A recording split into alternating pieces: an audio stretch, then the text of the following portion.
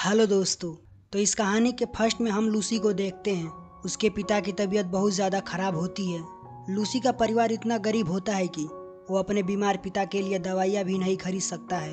फिर वो एक बैंक में रोबरी करने के लिए सोचता है। अगले दिन बैंक में लूसी एक चाकू लेकर रोबरी करने जाता है, लेकिन उसके पास इतनी हिम्मत नहीं होती कि वो रोबरी को अंजाम दे सके, और वहीं पर उसकी पैंट गीली हो जाती है। लूसी वापस अपने घर आ जाता है। जब लूसी घर आता है तब उसे पता चलता है कि उसके पिता की डेथ हो चुकी है। उसके बाद उसकी बहन एक रिलेटिव के साथ पेरिस चली जाती है।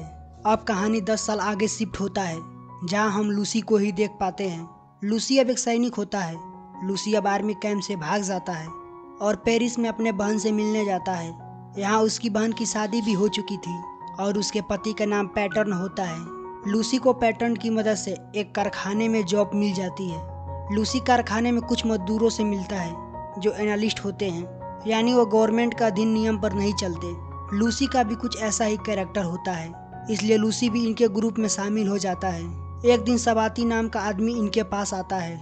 उसके पास बहुत सारे वेपन भी होते हैं। वो इन्हें फंड भी दिया करता था। दरअसल ये सभी लुटेरों का ग्रुप होता है। सबाती अगले दिन इन सबको लेकर एक बैंक में रोबरी करने जाता है। सब लुटेरे अपने काम को बड़े ही सफाई के साथ अंजाम दे रहे थे, लेकिन लूसी अभी भी डरा हुआ है। वो चुपचाप एक जगह पर खड़ा होता है, लेकिन सबाती के हिंट पर लूसी भी रोबरी करता है। वापस आकर सबाती लूटे हुए पैसों का बंटवारा भी कर देता है और इसी तरीके से इनका बिजनेस आगे बढ़ता है। अब मामला काफी आगे तक बढ़ जाता है, इसलिए गवर्नमेंट इस केस को कैस्ट्रो नाम के ऑफिसर के पास हैंड ओवर करती है। अब कैस्ट्रो उस बैंक मैनेजर से मिलता है जिसके यहाँ पिछले दिन रोबरी हुई थी।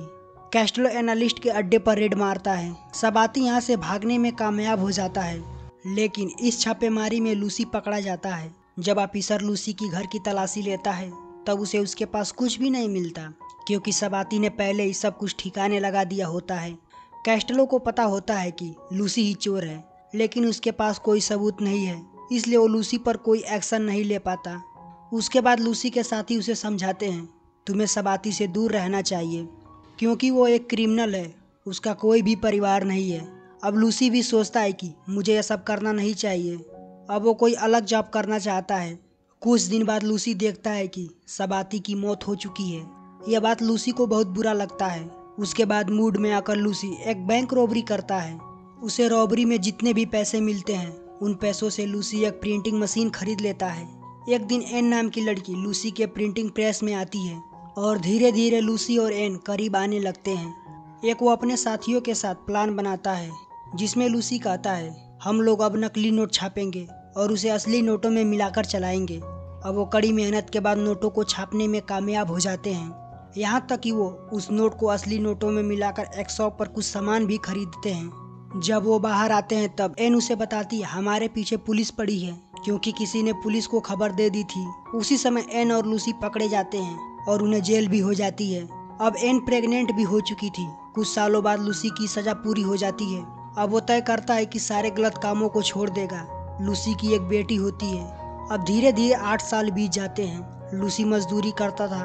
एक दिन उसका मालिक उसे कैश नहीं देता है, बल्कि बदले में उसे एक चेक देता है, जिसे वो किसी भी शॉप या बैंक में भजाकर कैश पा सकता था।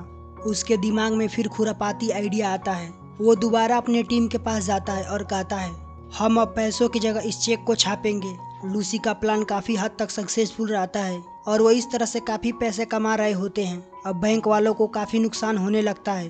अब फिर कैस्ट्रो लूसी पर नजर रखने लगता है, जिस पर एन को एहसास हो जाता है कि लूसी फिर से कोई गलत काम कर रहा है। एन लूसी से कहती है मैं ये शहर छोड़कर अपनी बेटी के साथ जा रही हूँ, अगर तुम्हें हमारे साथ आना है तो आ सकते हो। लेकिन पुलिस लूसी को सबूत के साथ गिरफ्तार कर लेती है और उसे फिर से जेल में डाल दिया जाता है। उसका लॉयर उसे बेल दिलाता है। उसके बाद लूसी अपने वाइफ के पास चला जाता है और इसी सीन के साथ ये मूवी एंड हो जाती है।